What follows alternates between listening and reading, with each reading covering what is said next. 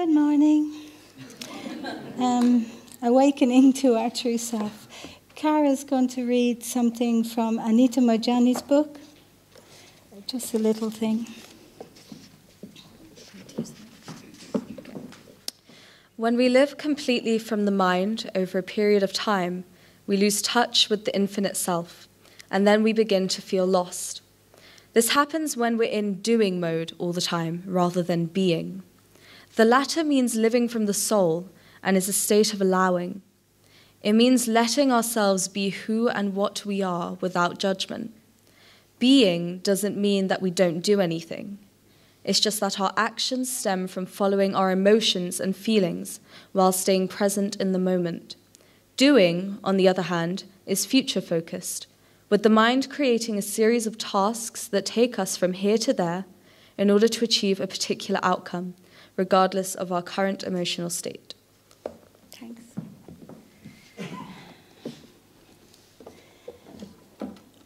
I just want to ask a question, and you can put your hand up, but I'd like to know who here is, do you feel you're fulfilling your noble purpose?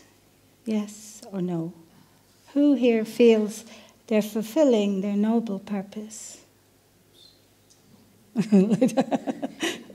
Okay, thank you. Yeah, because we're all born with a noble purpose. And also, Miss Hayashi asked me to give the sermon, but I'd like to think more I'm sharing, not giving a sermon. Do you understand the difference? I feel the difference, okay?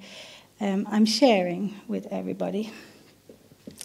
So right now, we are everything we are supposed to be at this very moment. We are not unworthy. We are not sinful.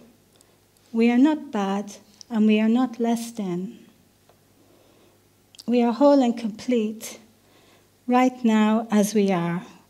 We are the light of our Father, Mother, God right now. We are infinite beings of light, love, beauty, truth, and goodness, peace, and harmony. I've told myself this very same sentence for years. The last few years, I wake up and the first thing I say to myself, I am an infinite being of light, love, beauty, truth, goodness, peace, and harmony. That's it. And I realize now I was reprogramming myself. I was reprogramming myself. Changing my programming. So our programming is like just from our upbringing, our culture, our religions, whether we're Catholic, Hindu, Jew, Buddhist, whatever, our programmings, our cultural programmings, programmings we had within our family, our parents, what they valued as true or false, what they said was right and wrong. Our programmings of self-image, how we should be, from our religious beliefs, what is right and what we shouldn't do and what we should do. So we all grew up with different programming and different values all over the world. So when we live our life according to our beliefs, it becomes our reality. Our beliefs become our reality. I better put my glasses on. I haven't put my glasses on yet. That's better. I can see better now. So we're not living from our higher self. Like some of those songs, oh my goodness, they sang, we are one with God. It's not even clean. We are one with God. We are everything we're supposed to be right now. So we have the power, we can tap into God's infinite love and abundance anytime. I really believe 100% that love is all that is real in this world. Among us, the only thing that's real is love. The energy of give and take from our heart. So it's really nice we're doing this joy-giving campaign because it's very exciting. It's very giving joy to others. But like love is all that's real. Joy equally is real. So love and joy are on a very high vibrational energy. And even if you read the Divine Principle, and one of the first sentence is, the purpose of life is, does anyone know? It's a 3-letter word. Yeah, joy. Yeah. Love is the universal prime energy flowing from one to another in life and relationships. It's the truest and purest force in the world, and it has the highest vibration. I think you all know that already. How can we see with eyes of love? How can we do and live our life with eyes of love? If we stay present in the moment. Basically, no thinking. Pure consciousness, becoming conscious, becoming pure godly essence, Christ consciousness, one with our beautiful Father, Mother, God. Then we become in alignment with our beautiful God, and we flow in all that we do. It's all in the principle of creation. It took me a very long time to understand what all these things meant. But we have to practice. Whatever happens outside of us and around us, if we stay in that pure consciousness, we can, whatever happens around us, whatever, we can support, dissolve, and let our true self shine. I'm sure you've had such experience when you're really in the present moment on MFT or in your in life now, when you work really well with the flow rather than against the flow. You feel, you're really present, you're really with it. So how do we practice being present? Does anyone know? Do you know how to be present? Anybody? Has anyone ever been present? Do you know how to be present? I'm sure you do. Yeah, he's absolutely right. But before we get to the meditation part, we need a spiritual weighing scales. And I used to have a spiritual weighing scales in my mind. I say every day for a few years, do I do this for joy or do I do it for fear? Is it from passion or is it, I must do it, have to, whatever, yeah? So we can measure on our weighing scale, spiritual weighing scale, if we do something for joy or fear. It's probably not always obvious what fear is, but joy is like a passion and zest for life, and fear, I didn't know, but I know now, is more like survival mode. Do you know what I mean? Do something just because I have to, or habitual, or what's required of me, but not flowing from joy. So I'm on autopilot. I'm just, going along. Right.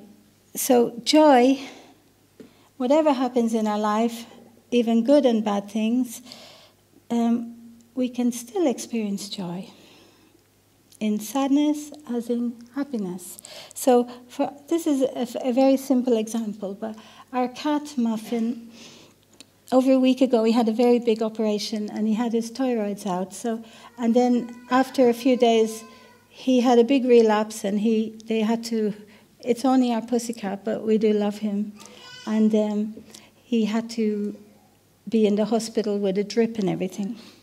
So it looks like it's very sad and hopeless, and there's no, you can go into total depression and feel all fearful, but we didn't.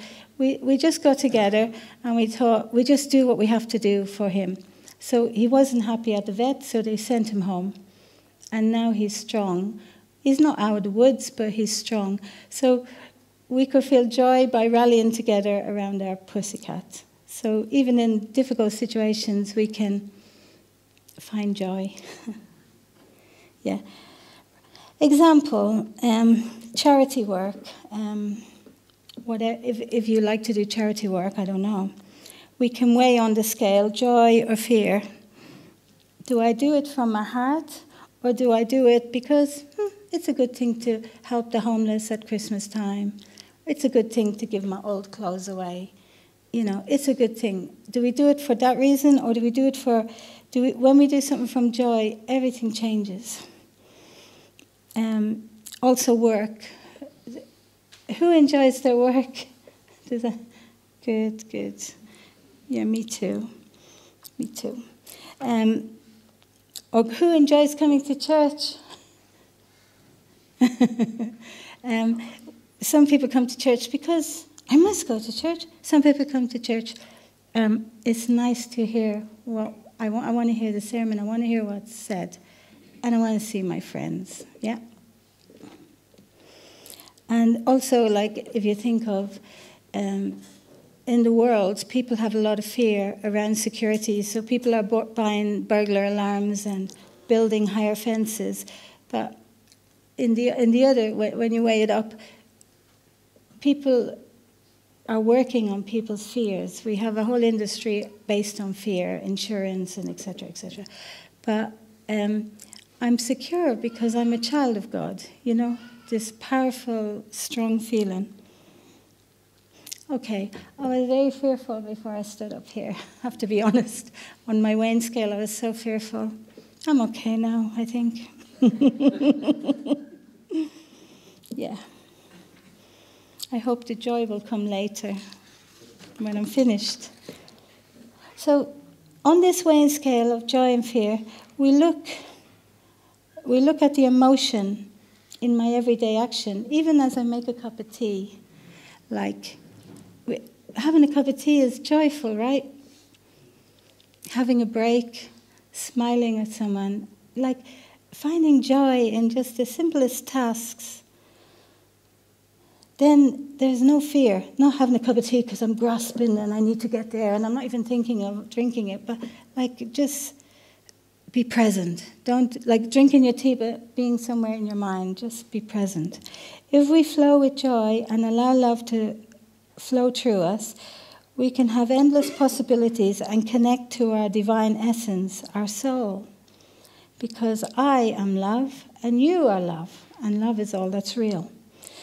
So how do we create space to refill our cup? We have to go to the quiet place. And Sean, you just said where that quiet place is. Meditation. We have to go to that quiet place within. All the answers will be there. So, there is no mind in heaven. There's no mind. Mind is something we get carried away with on this earth. We need a mind to plan our day, to do what we have to do, but we don't need to have an incessant dialogue going on in our head 24/7. Even we can't sleep because it's still talking to us when we're trying to sleep. This is not present moment awareness. That's the opposite, and that's when you're in survival mode. So meditation is very good to come into balance. You can go to the nature or quiet room, light candles, play nice music, walk the dog, whatever you like to do the gardening, and meditate. And feel the breath of life. Feel the most vital, beautiful part of us is the breath of life going in and out. And it can still your mind. Sometimes you don't. I know me for years, I don't even know I'm breathing. I don't even think about it. You know what I'm saying? And it's so beautiful to know that I'm inhaling and exhaling. It's just so amazing. You know, I'm standing upright and all of this is going on. But to meditate, you can concentrate on the breath. And the 5 steps of meditation is, number 1, to set aside time, to let go and unwind, stay open and receptive, awareness to how your higher self is guiding you. Are you all aware of your higher self sometimes? You know, that wonderful part of you that is so connected to Heavenly Father. Trust in your divine self. We have to be brave and let go of old ways and thinking and old patterns. We should really love ourselves to undo all the years of conditioning. And conditioning is also, like what I said, programming, same kind of thing. You know what I mean? Like when we're raising our children, each of us condition the children. Don't do this, do that. Why are you doing that? We condition them. Conditioning is something we all do to each other. It's not right or wrong, it's just that's what we do. But we should really love ourselves to undo certain conditioning that wasn't good for us. Because I am love and you are love. Our heart is our God self. It's my birthright to be fearless, compassionate, loving, powerful, and kind. We are energy beings. We can raise our vibration by accepting others where they are at. And as we accept others, we have to accept ourselves where we are at. It's okay. Wherever we're at, it's okay. Accept ourselves with no judgment, no criticism. Just acceptance of myself and others.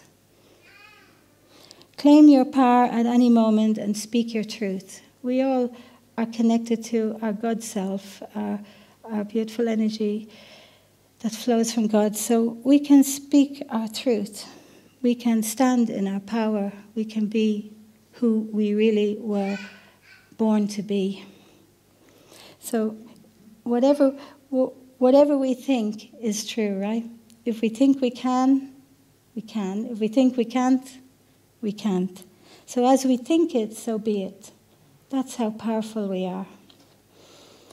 Bring your being and energy to the present moment. A new heaven and earth is coming. It's a state of pure consciousness. We can create our reality without anxiety or fear.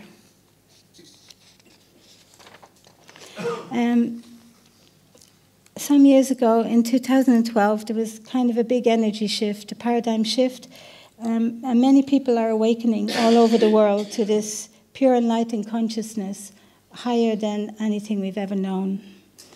We're all connected. I'll just give you an example of how connected we are. When you look into the eyes of a stranger, do you ever feel, I know you? I feel I know, I've seen you before, I know you.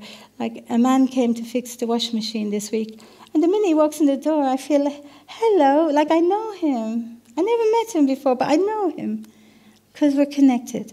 And also, not long ago, my old lady was in hospital, she's 100 years old, and I had to meet the social worker before she was taken out of hospital to talk to her. And her name was Ovaline, and of course I called her Ovaltine. But when she met me, she went like this, she looked at me, and she said, "You're Cathy," and I said, and she said, "The way Sue talked about you, I was expecting a tall, slim English lady." And I said, "And you get an Irish dumpling." and just, we met each other then, and we just fell into a hug of laughter. I knew her, she knew me. Do you know what I mean? This kind of connectedness, this kind of love, it's, we're all connected. And don't get caught up in all the dramas in the world and all the turmoil and the world news. I know it's true, things are falling apart. Organizations are falling apart. There's so much corruption. We see everything popping up to the surface, all the bad things, right? I mean, nothing is hidden anymore. Everything's crystal. All the things that, like they were okay seemingly years ago at Hollywood or here, there, everywhere, is popping up. All the truths of the systems that we've created, because we created that feeling it was our reality. We created this reality of the prisons. We created the reality of the hospitals. We all did that. But now everything is somehow falling apart. But it's not a bad thing. It's everything looks like so epidemic in many things. And do you know what I mean? Yeah. And you can also name things that's popping up and like things coming out. It's open for everyone to see. There's no kind of hiding anymore. But it doesn't have to affect you. Let it all happen outside of you and stay in your power. Stay in your godlike self and go to that quiet place. Do you remember where the quiet place is? Meditation. Just set aside time for me to regain, to recharge my battery. Meditation is very powerful. Prayer is wonderful. Meditation is like you plug in your like we repower all our gadgets and stuff. That's exactly what it's like. We connect to the highest source, to the universal prime energy. And if you stay in that pure conscious power, you can affect things around you. You can become conscious in all you do. And there's kind of three points of staying conscious. And number one is meditate, because all the answers are within you. And love yourself, self-love, because love, Jesus said, love your neighbor as yourself. Love yourself, then you can love your neighbor. I suppose that's what Jesus meant anyway, but we can't love a neighbor if we don't love ourselves, because it's, a bit. And stay present in the moment. It's practice. Just keep practicing to stay present. It's like we're relearning a lot of things we took as true or solid. And now we see from all the stuff coming out that they weren't so true, they weren't so solid. Do you know what I mean? So we need to be as little children, become childlike, because each of us is a divine co-creator. It's our birthright. It is possible to connect to our higher self and save ourselves from pain and suffering. Do you think it's possible we can stop our pain and suffering right now? We can, because we have a choice. We choose what energy we want to tap into. Okay, this is a question. You can answer it if you would like.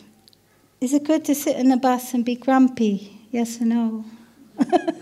They said it's a funny question to ask, but... No?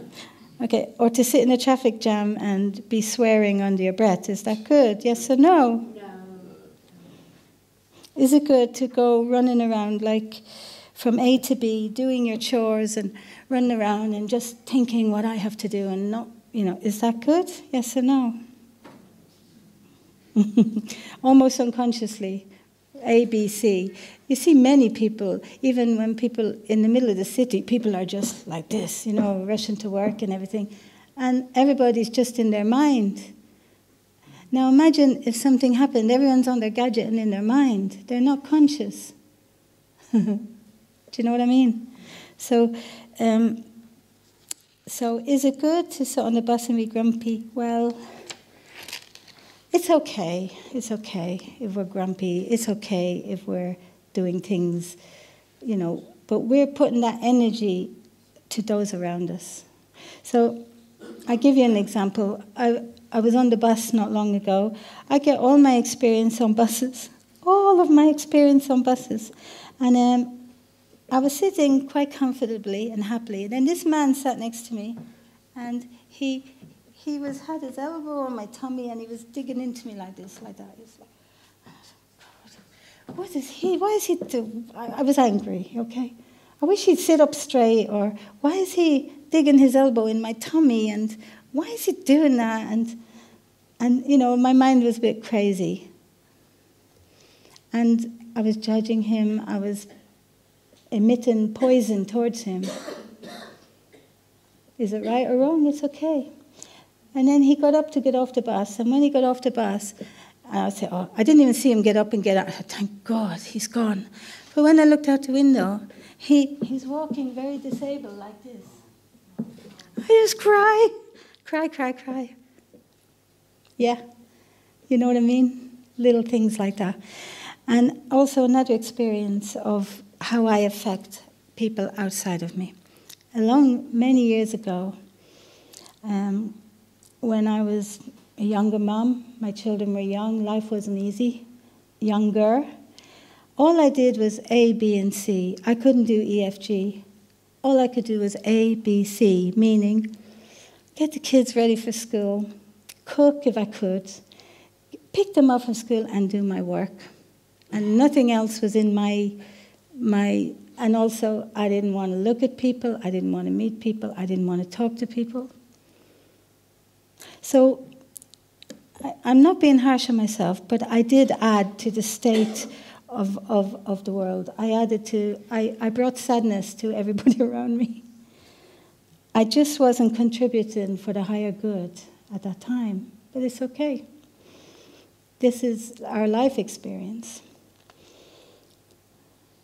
I stayed in this state until I learned my lesson, if you know what I mean. Do you notice in life things keep coming back until you learn your life lesson? Even you can be 50, you can be 60, you can be 70, whatever. So for the younger ones, when you see something come back 2 or 3 times, you know? So we affect all around us. We are energy beings.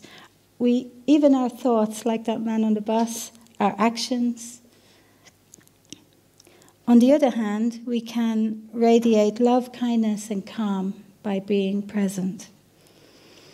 Don't let old patterns keep creeping in. You can unpack all the baggage as quick or as slow as you choose. We can choose how quick or how slow.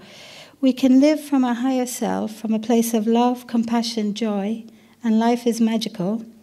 Or we can live from survival mode, getting up every day, too much thinking, old restrictions and beliefs, beating up on ourselves. Oh, I look like this today. Why did I do that? I never do that right. I'm so this, I'm so that. And we can continue our own suffering. Or we can come into present moment. In the present moment, there's no suffering. And if we stay in the present moment, we're in a good energy field. We attract a good energy field and to all the people around us. So I personally, at the stage I am in my life now, I choose to tap into God's infinite love and abundance. And I just want to ask Cara, that's the end. I just want to ask Cara to read from Anita Majani's book, One More Thing. And thank you for listening. Very quick.